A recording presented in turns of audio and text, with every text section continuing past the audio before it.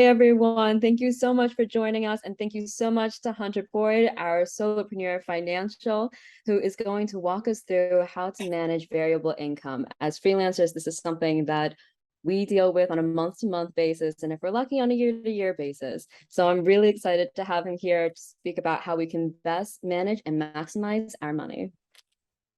Awesome. Thanks, Kristen. Hello, everyone. Yeah, I'm Hunter Boyd. I have a financial planning business called Solopreneur Financial. I tried to make it very obvious in the name there, who I work with. It's funny, like, there's all these different titles floating around now. There's freelancer, solopreneur, business owner, self-employed person, like one-man business. Doesn't matter. I view, so my clients are all self-employed individuals, right? Regardless of whatever title you choose. So this specific workshop, this topic, I think is super important because I developed it out of necessity, like most things that get developed. And all we're doing here today is setting up a system for managing your regular income. A little context as to why are we talking about this? Why did I think that this would be the most helpful thing to share? It's because when I was working with my self-employed clients, kind of a few years ago, I was starting to bring on my first self-employed clients. I started realizing really quickly, anytime we were looking at one of their pain points or an issue that they were having in their finances, when I looked under the hood at what's the root cause here, like what do we really need to be focusing on to fix this issue, it almost always came back to not having a way to manage this irregular income. You know, like if we were looking at savings, right? Trying to figure out how much they should be saving. Well, the answer was always, well, how much am I supposed to know how much to save if I don't know how much I'm going to make next month or the month after that or the month after that? Or how much house can I afford? Well, how am I supposed to answer that if I don't know how much I'm going to make, right? So it's like, it always came back to not knowing how much income you're going to have in the future. And that's a valid problem in terms of not being able to plan your life, right? Whether it's budgeting or setting aside money for taxes, it's hard to plan anything when you don't have consistent income. So I was like, man, I have got to figure out a way to help my clients smooth out this very, very irregular income in some cases. So the hill and valley, I call it the hill and valley cash flow system. Maybe I should have called it the roller coaster system. Because I mean, if you picture hills and valleys, right, it's fluctuating. Your income fluctuates month to month, probably year to year. So figuring out a way to smooth that out, because what I started to realize when I was looking at my clients' spending habits, one month they would have all these lavish expenses, and then the next month I would see a huge drop, and they would be cutting out a ton of expenses. And I saw this pretty consistently, and I was like, man, what's going on here? And then I compared it to, that month of spending to this month of income, and then it started to make sense. It's like in the months that they had, a good month, higher income, well, they had all these, kind of lavish, expenses. They were living like kings and queens during the good months, and then in the slow months, they were pinching pennies and living like paupers, right? That can take a toll on you emotionally after a while, right? Like humans are hardwired to want consistency. Like it's in our DNA. We crave knowing things. We want to know what to expect. We want to have consistency. That's what this system does, right? So by the end of this workshop, my goal is for you to have a minimum amount, a dollar amount that you can design your life around. Now, hopefully you'll have good months where it goes above and beyond that. If that's the case, great. Now you have surplus. But at a minimum, you'll have set number of dollars to design your life around. Now, what you might find at the end of this is like, wow, that paycheck that you're going to pay yourself, that amount might not be enough to cover the bills, right? To meet your current lifestyle. If that's which that could be possible, right? Um, I've done this myself, and the first time I did this, that was the case for me. So what it forces you to do, it forces you to do the hard thing, which is make a change. You might have to look at your expenses and say, okay, what am I spending money on now that I could live without temporarily, or that doesn't align with what I really value, right? Like for me and my family, and I'll get into it here in just a second, but I think this is good context. Um, you know, we really value our health, right? Being healthy people. So we're willing to spend money on good, healthy food, a gym membership, right? That's not something we're willing to cut. Um, Eating out was something that we did cut, right? We can eat good food at home. We don't have to go out to eat, right? So all of this to say, if we get to the end of this and you see, oh shoot, this number that I have to work with every month is less than my current lifestyle needs, there might be a change. And that's something that I kind of coach clients through is what what can we, if we need to cut, what do we cut that's going to be as painless as possible, right? Because my whole thing is, look, I want to make this easy and painless and reduce the friction. So at the end, I want to save time for kind of any specific or one-off questions. Um, if at any point here you do have a question, please just, I don't know, raise your hand, or I think we have these things at the bottom that you can throw a little emoji up or something. But We do. Yeah. Feel free to do a hand raise, or Kristen monitors the chat as well. So if some urgent happens, we'll alert you, or we'll save those for the ad hunter. yeah, awesome. But please, this is hands-on workshop. Like I want this to be almost kind of a conversation. So please ask any questions that come up. First I'll ask, do you guys, and you guys can just give me a thumbs up if you don't want to take yourselves off mute. Did you all bring, kind of list out your income for the past 12 months? Yes. Yes. Okay. Awesome. So step one here is just to look at the past 12 months of our income. These numbers are from an old slide I did. I pulled them over, but for illustrative purposes, they work. So, let's say you can look at September 2021 to September 22, whatever. Let's just look at 12 months here. So that is step one, is just listing out your monthly, and this is gross income, right? So pre-tax. So I'm going to give you guys a minute. Do we have this in front of us? Kind of listed out by month. If not, we can take a second to do it. Awesome. Okay. Check here. Okay. Step two. So step one is, I kind of asked you guys to come prepared with that. So there we go. All right. Step two is you're going to look through those 12 months of earnings, find the month with the highest income and the lowest income. And we're going to remove those. Those are called the outliers, the extreme low, the extreme high. If you include those, it can really skew your average. So eliminating the highest and lowest months will help us find a more accurate average. So let me know, give me some time to go and move on.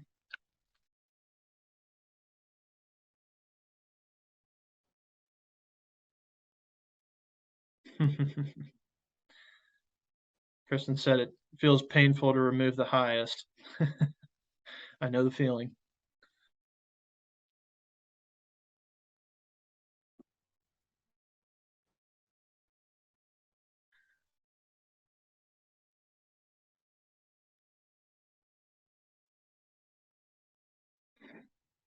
In this exercise, I'll share more on this, on kind of how we implement this ongoing. But just the practice of going through this exercise, it can be painful. It can be also like pleasantly surprising. But I think it's super helpful just from like an awareness standpoint of understanding what your income looks like. And if you do this consistently enough over periods of time, you'll actually start to see patterns usually, which it can be super helpful if you know what to look for. And depending on what type of business, understanding patterns can really help from a planning perspective. When you're thinking about sales and marketing, deploying dollars, if you know you're going into a slow time of, slow couple months, you might boost your ad marketing spend. So there's all kinds of benefits to looking at this beyond just figuring out what your monthly average income is. How's everyone doing? Need a couple more minutes?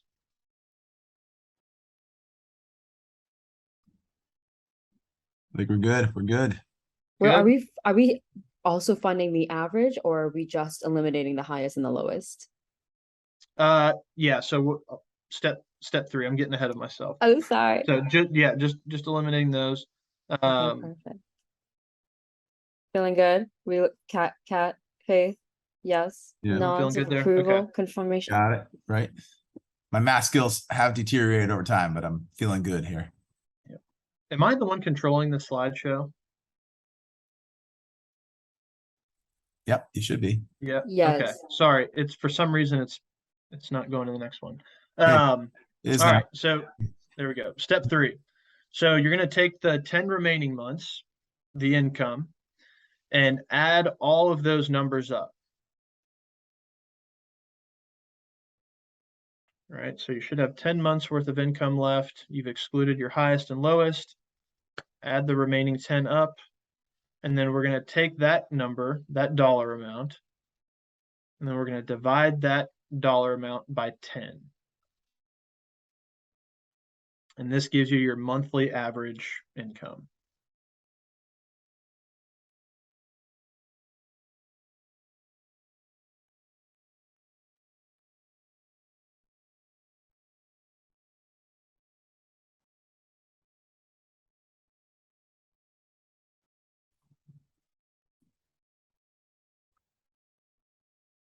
This is where my going paperless has helped. I have a little spreadsheet now. Like, oh, look at me, real math guy. Hey, technology can be helpful. There's no doubt. We wouldn't be sitting here talking if it wasn't for some tech. So Yeah. All right, we're ready. Everybody good? All right, we're good. Good, Hunter. cool.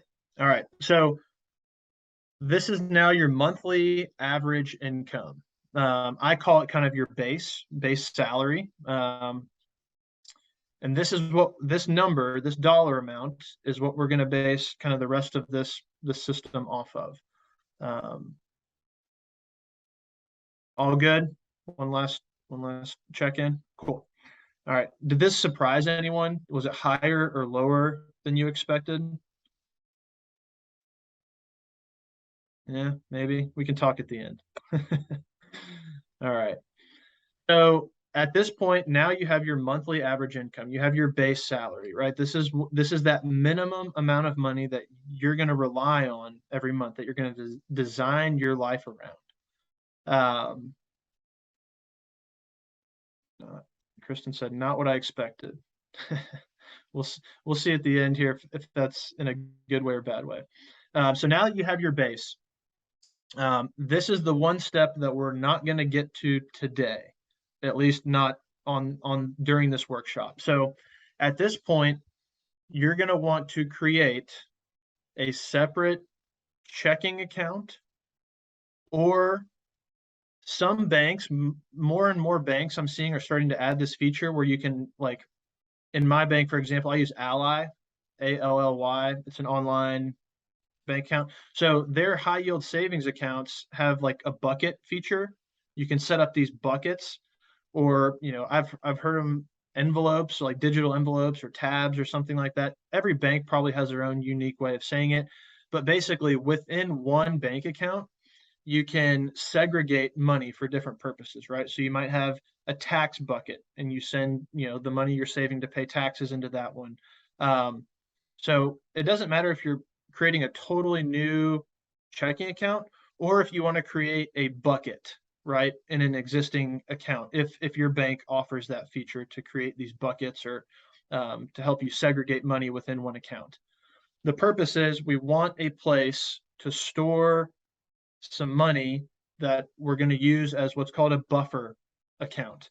And I'll explain more about how this works and then what it looks like in practice. I tried to make a diagram to show you the cash flow and how it goes from one account to the other and how all of these things interact.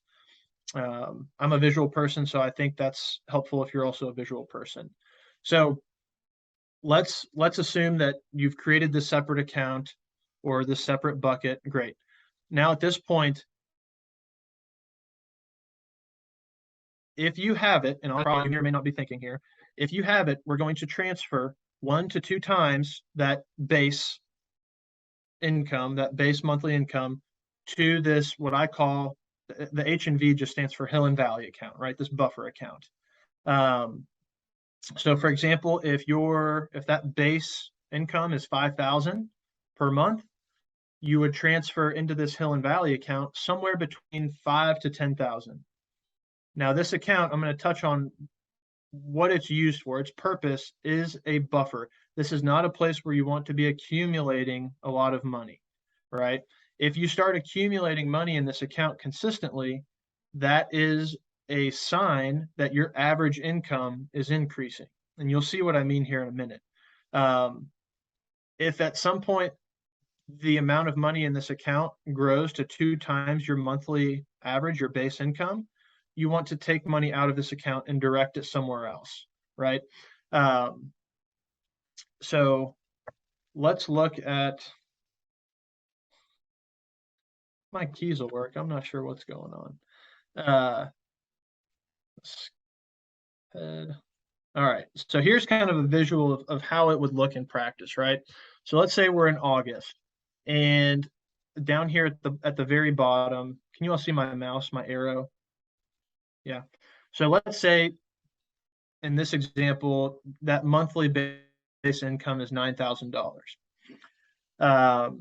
That's what we're basing this off of, right? So let's say it's August. We get to the end of August here, and you're looking back at the month, and you see that in total you've made $6,000. Okay. Well, you're $3,000 short of your base, right? The amount that you need to live off of. So what do? You come over here to this Hill and Valley account, that buffer bucket, and you take 3,000 to make yourself whole, right? So you actually, in reality, earned $6,000. You need 9, so you pull the difference. It's 3,000, right? Let's say we get to September, and I've got another visual that I think really helps kind of solidify and brings this all together so you can see how everything interacts. Let's say we're in September. At the end of the month, we look back at what we earned. Hey, it's a good month. We earned $14,000, right? That's 4,000 more than what we need. So what do? You take that surplus, the 4,000, and you give it back to that Hill and Valley account, right? So you're constantly, that buffer bucket, right? So you can kind of start to see what I mean by a buffer.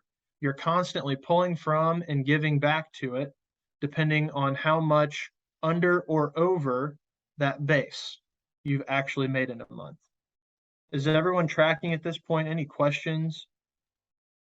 Everyone? Okay. So I'm going to hop back here to the best practices. So my recommendation here in terms of implementation, right? So now we've gone over the setup, right? You found your monthly, that number, your base. We've established, okay, now you need a separate checking account or a dedicated bucket in an existing account to act as this buffer account. That's really the setup. The setup's pretty simple. Now, in terms of implementing this on an ongoing basis, my recommendation is to do this monthly. Weekly, we're humans, honestly, like I tried it on a weekly basis and it was just too much. We're humans, we get lazy, we don't want to do it. Monthly, I found, is just in practice like a more realistic frequency. My recommendation would be to pick a day at the very end of the month. Say the 28th. I personally choose the 29th of every month. Except February. That one always trips me up. So you do this and you do steps. Well, I'll show you here in a minute, but you add up your total gross income for the month, right? So you may have been paid 7 different times.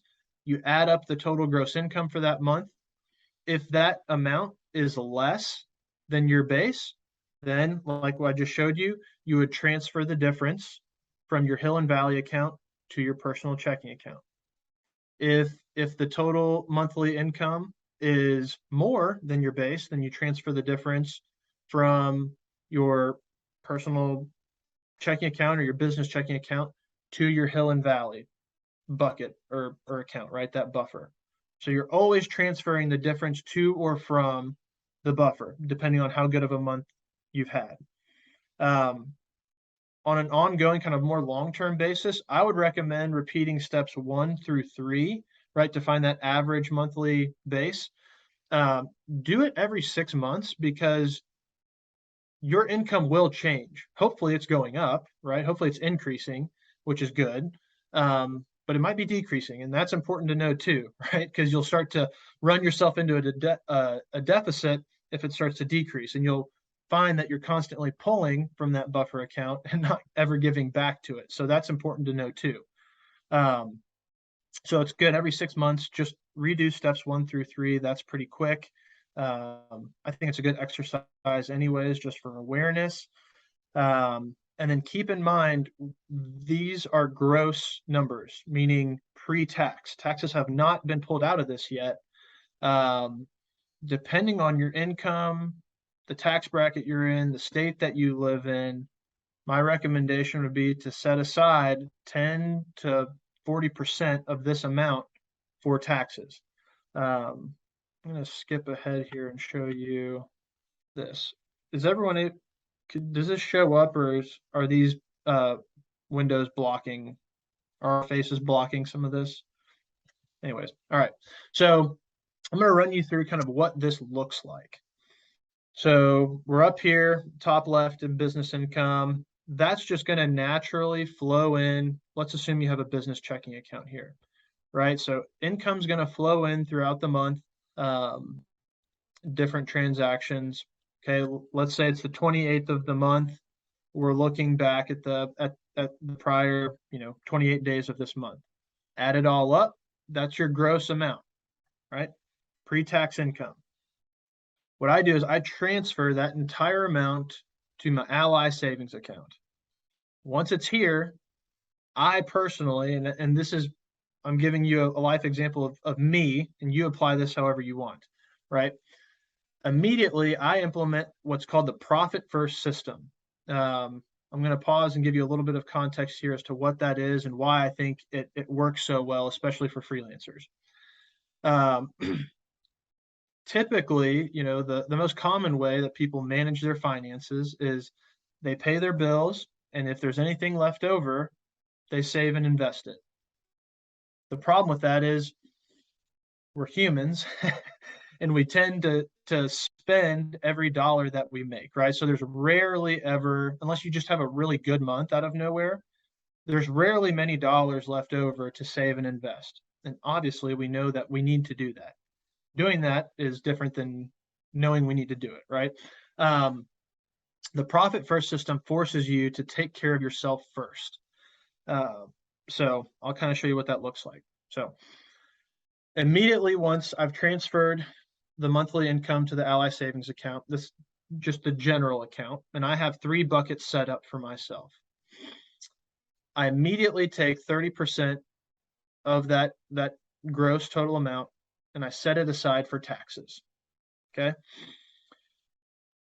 I take another 10% immediately and I put it towards this investing bucket. So now I have 30% in the tax bucket, 10% in the investing bucket, right? My goal personally is to save 10% of my gross income. You can choose anything you want. This is me personally. And so every quarter, what I do is I go into that tax bucket. I take that amount and I transfer it, and I pay my estimated quarterly taxes out of that tax bucket, right? So I know, hey, there's 30% of my gross income, no guessing, like it's like clockwork, right? Send it into the IRS website, in about 2 seconds, it's done. At the same time I'm doing that, I hop into my investment account and I pull that whatever amount of money is in this investing bucket every quarter, right? So every 3 months, and I transfer that to my SEP IRA. That's what I do personally. I'm just giving you kind of a glance into how I use this in practice.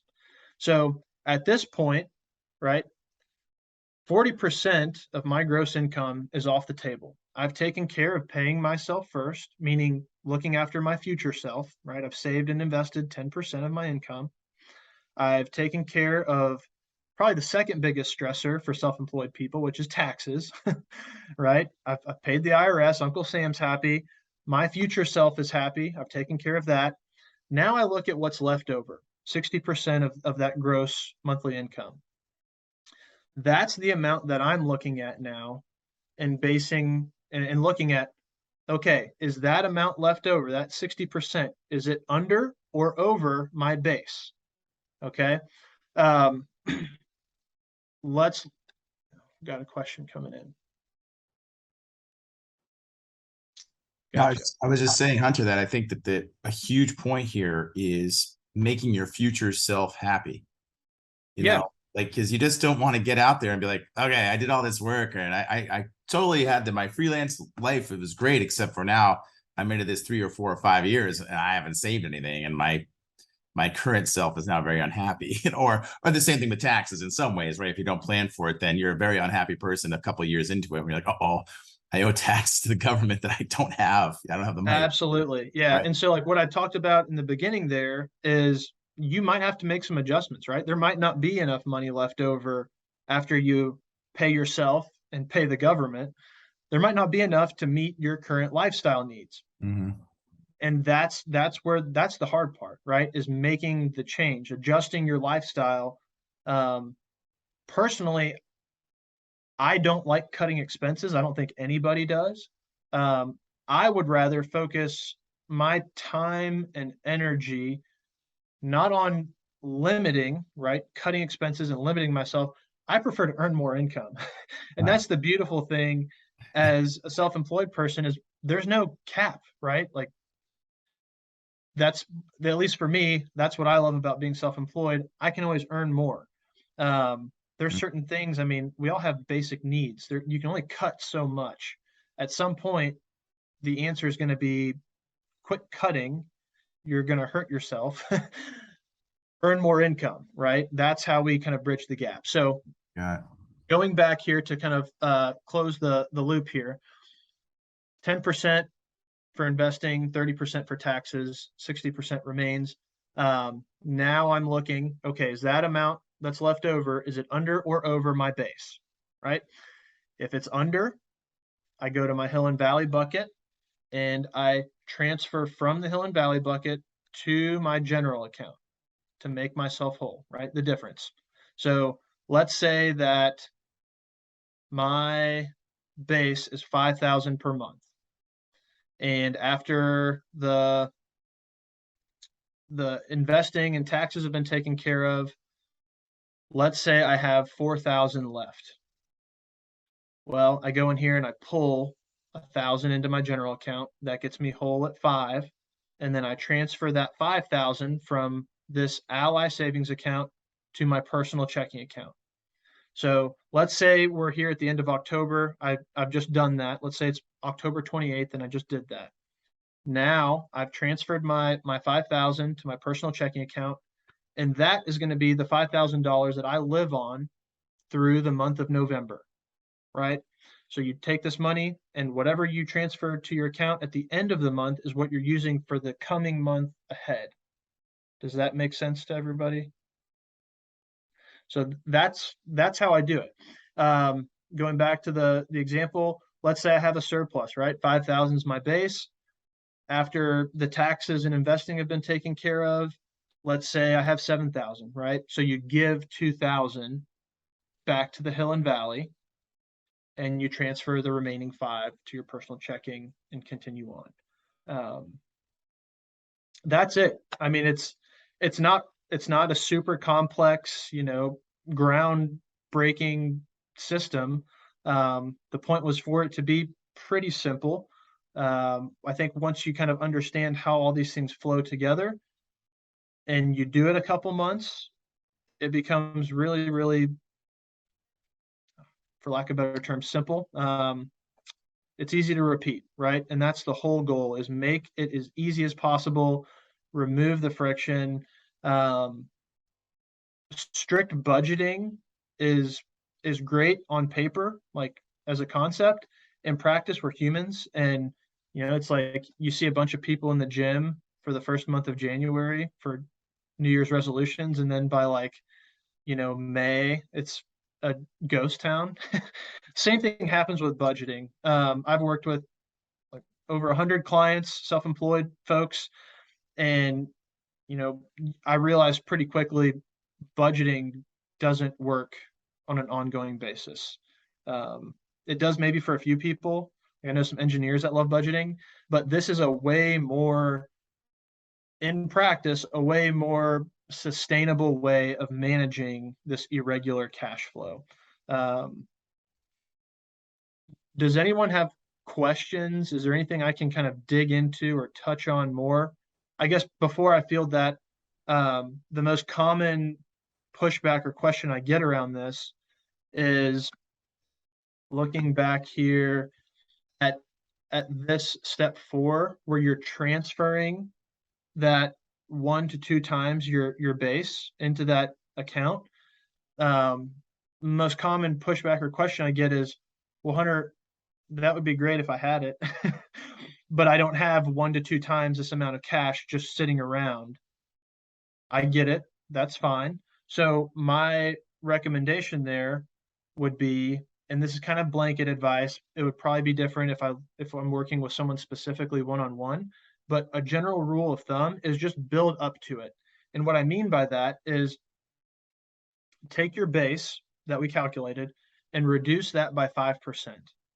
So for easy math purposes, let's say it's $10,000. Instead of paying yourself $10,000, right? Instead of transferring that at the end of the month to your personal checking account, you would transfer 9,500, right? 95%. So you're taking 5% off of that and you're moving it to your Hill and Valley account. So you're building it up. You're contributing 5% every month. And so hopefully after, a few months, or if you have one great month, maybe you push a lump sum into there.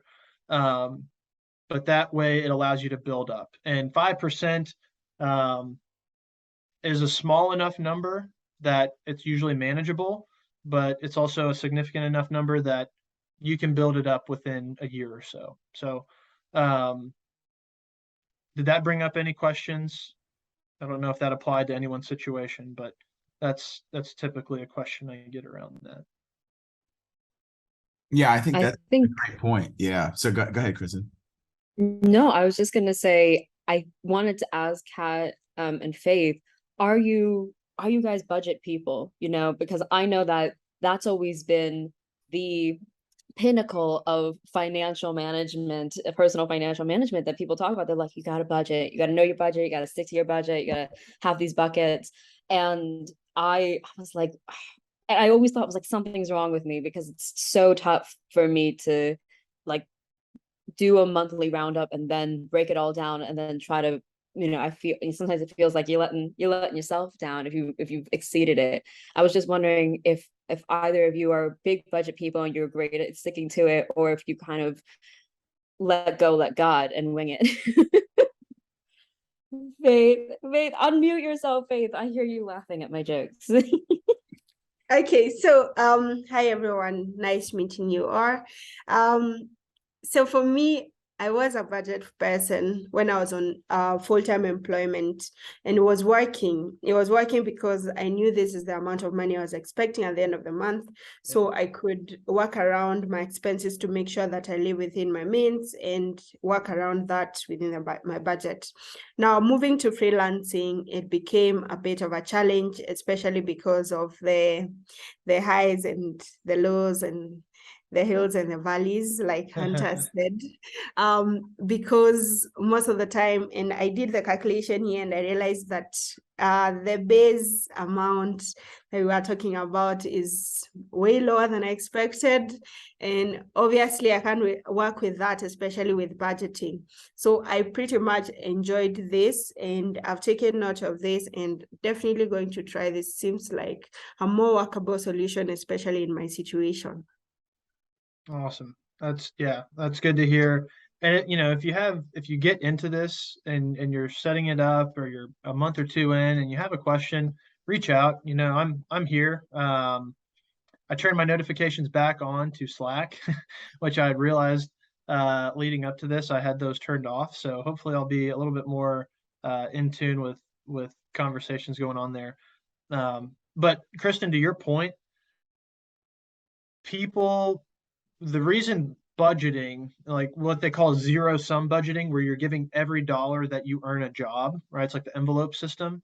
The reason that tends to not work, like from a behavioral standpoint, is right. You have one of those months where it's like you're falling out, you're going above the budget in some of these categories, and it gets discouraging, and like you feel guilty almost, and then like that's painful, and our brains don't like pain, so we stop. We're like, what can we? And your brain's saying, what can I do to stop the pain? Well, stop budgeting, because then you won't feel the pain. Then you won't know if you're going over budget.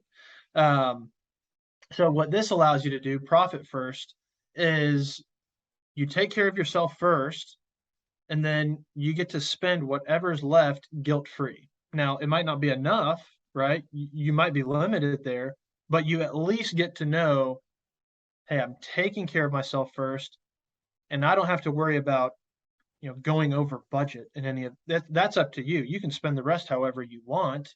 But you don't have to feel guilty. Like at this point, there's no room for guilt, because you've taken care of the most important two things first: taking care of yourself, your future self, and taxes, because Uncle Sam will definitely come beat down your door if you don't pay him. So, funny how they do that, right? They find yeah. Uncle Sam always gets his. They do. Now my goal with clients is to reduce that amount that you pay him. Obviously everything's legal and moral. We want to pay him as little as we legally are obligated to, but you definitely got to pay Uncle Sam. So are there any other questions about any of this in terms of setting it up, or kind of nitty-gritty specific questions? Kat, what did you think? Are you a budget person? I feel like you seem super organized to me, but I don't know. What a compliment. Thank you. I am kind of, I have like a spreadsheet with quarterly, like monthly and then quarterly, like profit and loss type of thing. But I don't necessarily kind of keep myself to a budget each month. But maybe a question for Hunter. Like whenever I have money left over, or there's any amount in my bank account, I feel like I don't want to leave it there and I want to invest it. Like everyone says, money in the bank, you're losing money because of like inflation and everything. But I mean, of course, it's good to have like a security, like an emergency fund. But what's your opinion on that? Like keeping money there or investing? No, that's a good question, a good point. So a couple things on that. To your question about an emergency fund, right? Absolutely. Like that's for sure. You want to have cash set aside. I prefer to hold that in a high yield savings account. Is it earning, is it keeping up with inflation right now? No, but it's a high yield savings account. So for example, Ally, almost 3% is what you're earning on your cash sitting in their high yield savings accounts right now. That's not great, but when you consider Another bank I use is paying 0.3%. It looks pretty good, right? Yeah. So yes, emergency funds are not there to grow. That's not their purpose, right? Different accounts, your dollars in different places. There's a reason you have dollars in different places. They have different jobs, different purposes. An emergency fund just is there for protection. It's not there for grow. The purpose of those dollars is not to grow. It's there so that if something happens, you don't have to go into debt, right? So you don't put something on a credit card. It's there so that you don't have to sell your investments if you need cash, right? So right now, for example, the stock market's down 20% on the year. You wouldn't want to have to sell your investments at a loss. That's the opposite of what we want to do in investing. We want to buy low, sell high, not buy high and sell low. So it keeps you from having to sell at a loss.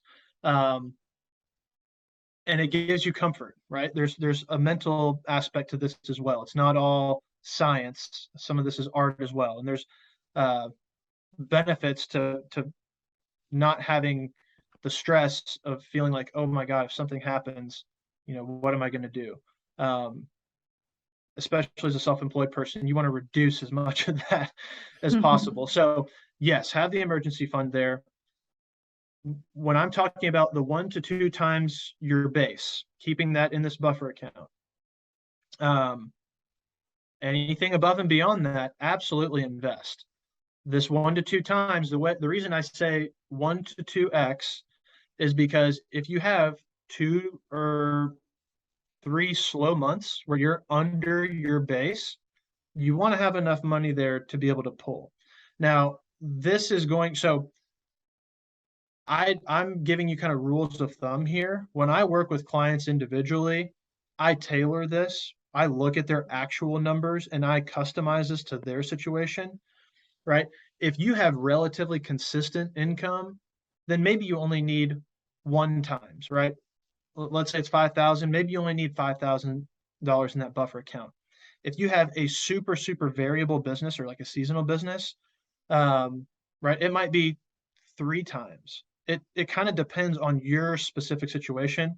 In a group setting like this, I'm giving general kind of rules of thumb advice. That 1 to 2x is going to get you by, 2 to 3 months of hard times. So that's where that comes from. That's how what I'm basing that off of. But absolutely take anything above and beyond that and do invest it. And when I say invest, like for me personally, of my 10% of gross income that I set aside, 5% of that goes into my SEP IRA, right? So traditional retirement account. The other 5% of that I invest into my own business. So that might be into marketing. I was telling Phil before this call, I hired a coach for the first time last month. So I'm investing into myself. So don't think of it as, your typical standard stocks and bonds, which is funny coming from a financial advisor, telling you not to do that. But invest in some way, whether it's in yourself, in your business, or in a traditional investment, real estate, stocks, bonds, right? Do invest, but my advice when I'm working with clients is have cash set aside first, a safety net, before you invest. If you don't have at least 3 months worth of your living expenses in an emergency fund, I would say don't even bother investing. Like that's priority number 1. Get 3 months of living expenses in cash in a savings account, then worry about investing. That's the general advice on that. Does that answer your question? Yes, Catherine? that makes Okay. a lot of sense. Thanks. Yeah. Any I other? got Yeah. say no more, Hunter. I'm there. I like speaking about like investing in bonds. Like I keep hearing this might be a little specific. I keep hearing talk about things about like I bonds and like buying them up now while the interest is high because the Fed is trying to like encourage a specific type of action from consumers. Is that something that you would recommend like freelancers look at, or do you think that that's something that doesn't necessarily apply to benefit us? Yep. So I'll give you a couple different answers. The first answer is it depends. And I know that's a cop-out answer. The reason I say it depends is because, well, it depends on a lot of things. It depends, when do you need the money? What are you using the money for? I-bonds can be great. The way they work is they reset their interest rate every 6 months. It's getting ready to reset here at the end of October, like next week. Right now it's 9.6%, which is great. That's really high. It moves with inflation. So if we start to see inflation coming down, which is the whole goal of why interest rates are getting jacked up right now, we're going to start to see that interest rate come back down with inflation. So people think if you buy I-bonds now, you're locked into that. That's not the case. Your interest rate is going to vary every 6 months. You have to hold those I-bonds. In other words, you have to tie that cash up for certain periods of time in order to receive that interest. It's not very liquid. And when I say liquid, it means if you need money next week for something, you could technically go in and take the money out of those I-bonds, but you're going to have to give back the interest. So you've essentially tied up your money for no reason, right? You would have been better keeping that in a high yield savings account. If you need that money if there's any chance that you need that money within the next 12 months, absolutely not. Frankly, I think if you have a timeline of more than 3 years, then the stock market would be a better place to put your money for long-term appreciation. That interest rate looks super attractive right now, but that's because inflation is as high as it's been in a couple decades. So you can expect that interest rate to come down. It won't look as attractive next year as it does today. So I'll say that. So that's why I say it depends. There's a lot of different variables. It can make perfect sense. But a lot of times it doesn't. I think there's better places typically to park your money.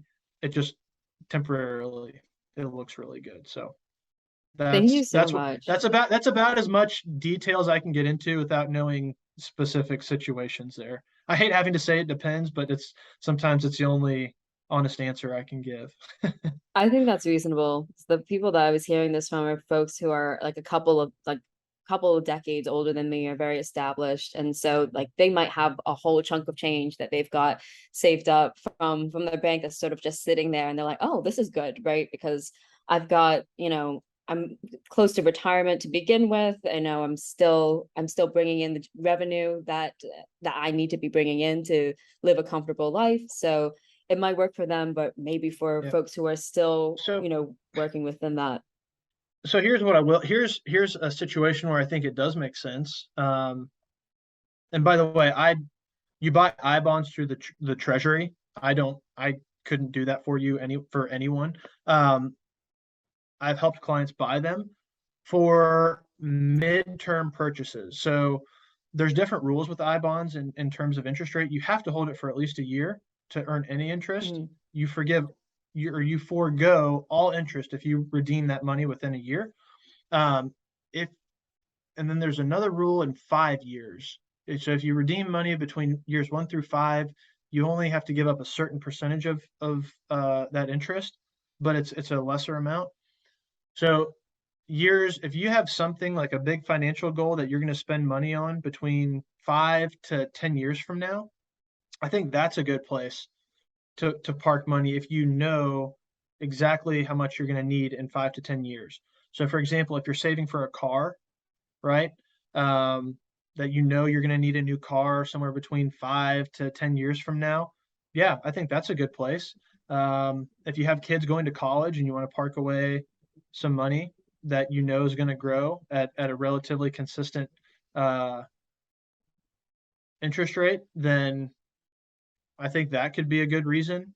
I've seen business owners park some money in there for you know, they're planning a business expense, but also keep in mind, you can only put $10,000 into I-bonds per year. So, you know, you can't, I wouldn't say that would be a great place to like park money if you're wanting to buy a house in 5 years. You know, so I think there's a few instances where it makes a lot of sense, but in most, I think there are better places to put your money where it's more accessible. Yeah, So, that's the big thing. Thank you so much, Hunter. Thank you so yeah, much. you're welcome. You're welcome. Yeah, Hunter, I want to thank you for doing this. It was super educational, and I love the practical nature of it. I certainly have lots of takeaways myself. As Hunter said, you know, you can find him in the Slack group there. He's at Solopreneur Financial, and he's got his alerts turned back on. His notifications are back on, so we'll get back to you. I pestered him. I got him on email, so I was like, yeah, I got it, Hunter, get in here. But anyway, that's all part of this community. You know, we've got folks out there at all different, you know, levels of freelancing. We've got people in here to help you to get through, you know, some of the questions you have too about this profession, this expanding profession that is freelancing or solopreneurship or micro agency building. I'm not even sure what we're calling it anymore, but yeah, no, yeah, someone needs to come up with some definitions, because I don't know what the heck to call people. yeah, I don't know either. We'll figure it out. I guess that's probably above my pay grade, right? But Yeah. But anyway, thanks Hunter for putting this on. Thanks everyone for attending.